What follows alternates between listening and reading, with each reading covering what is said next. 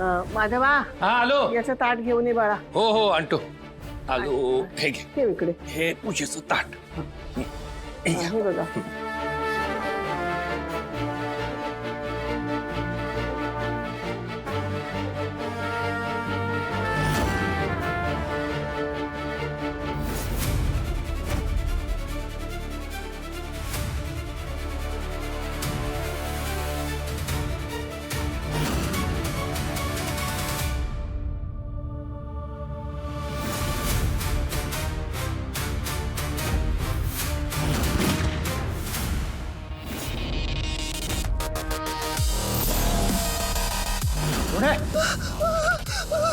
आपल्याला कोणीतरी हमला केलाय.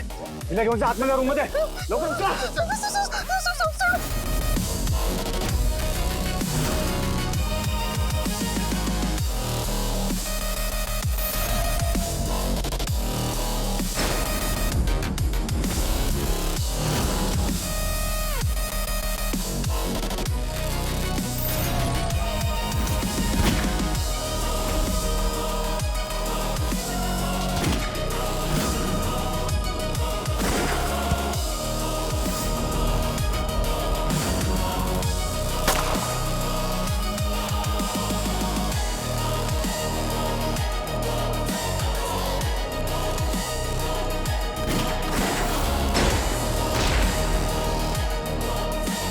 गुलाब भाऊ तुम्ही निघा, आम्ही बघतोय ना.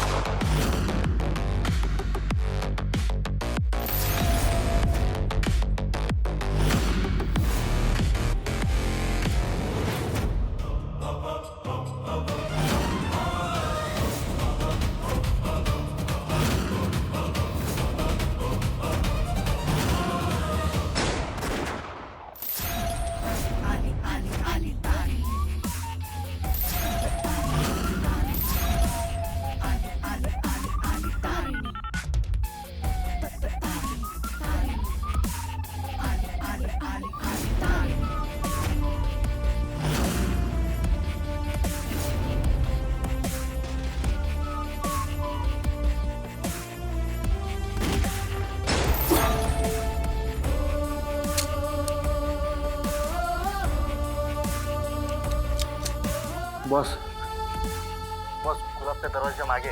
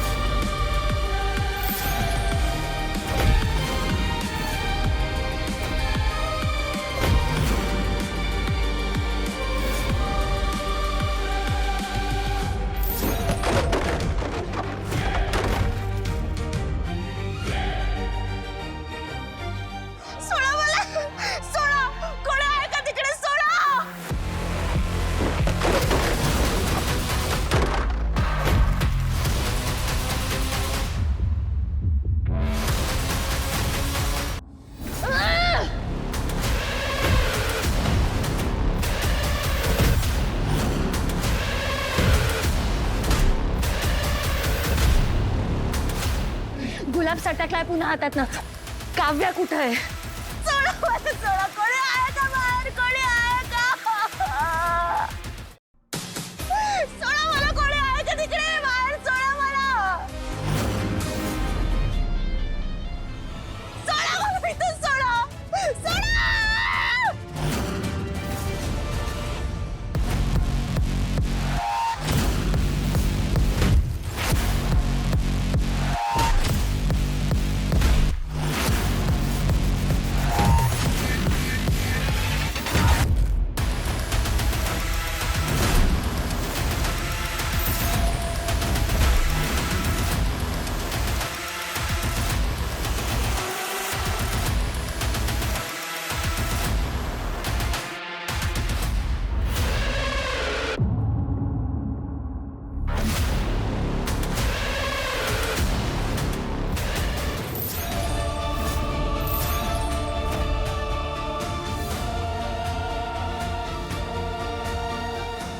केतू केतू तू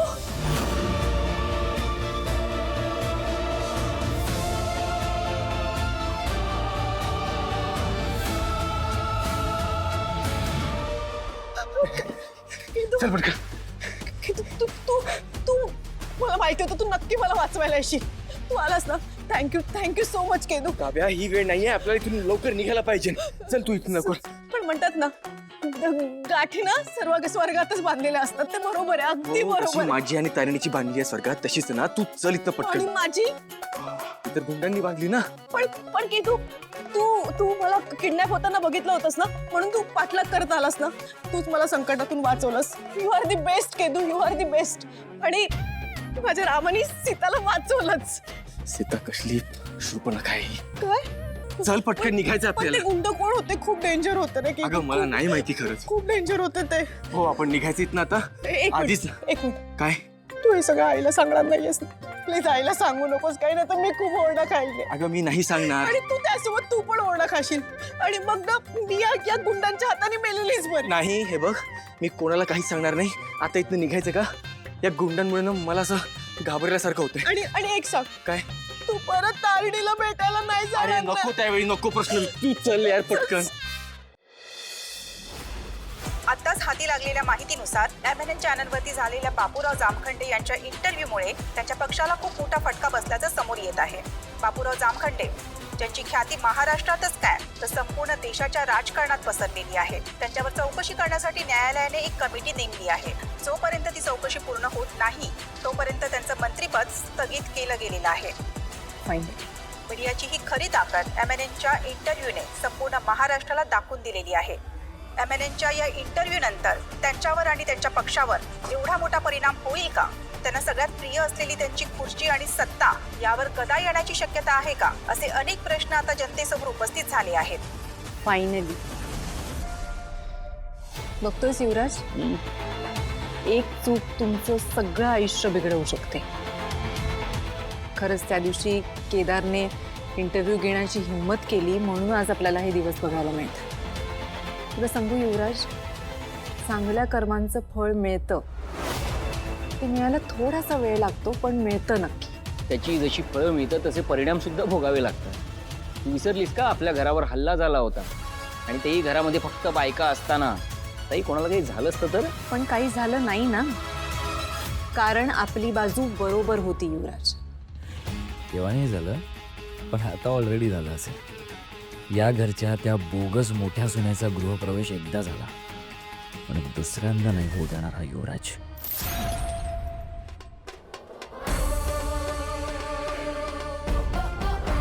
घेऊन जा यांना आणि तोपर्यंत मारा जोपर्यंत तोंड उघडत नाहीत. विचारा यांचा बाप कुठल्या बिळात लपून बसलाय ते. चला निघा. Yes boss.